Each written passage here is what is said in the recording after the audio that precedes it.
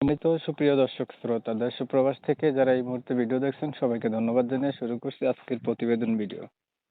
এরপরে কেন প্রতিবেদন আসলো বিস্তারিত আলাপ থাকতেছে, আপনারা ভিডিওটা কন্টিনিউ করলে বুঝতে পারবেন। কথা না বাড়িয়ে পরিচয় করাইতেছি। আসসালামু আলাইকুম। ওয়ালাইকুম আসসালাম। আসসালামু আলাইকুম। ওয়ালাইকুম আসসালাম। ভালো আছেন ভাই? জি আছি ভালো। আপু, প্রতিবেদনে আসার কারণ কি ছিল? আইসি ভাইয়া যদি একজন মানুষ পাশে দাঁড়িয়ে দায়িত্ব নিতে পারে, ভালো একজন মানুষ পায়, এর কারণে আসছে আর কি। ভালো একটা মানুষ যদি পাশে দাঁড়ায় দায়িত্ব নিতে পারে, এর জন্য প্রতিবেদনে আসছেন। জি। বয়স কত আপনার? বয়স 18। আপনার আগে বিয়ে হয়েছে?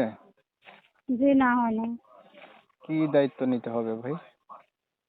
দায়িত্ব বলতে নিতে পারে, কে কারো দায়িত্ব না, বিয়ে শাদী করে আর কি পাশে দাঁড়াতে পারে এরকম ভালো মানুষ যদি পাই, এর কারণে আর কি বিয়ের জন্য আসছেন। পরিবারে আছে জি। কে কে আপনার? আছে আম্মু আছে, ছোট একটা ভাই আছে। বাবা নাই? মা বউ ছোট থাকতে আলাদা হয়ে গেছে আর কি, আলাদা থাকে। কি করেন আপনি? আমি টেইলারি কাজ করেছিলাম, মেশিনের কাজ করি।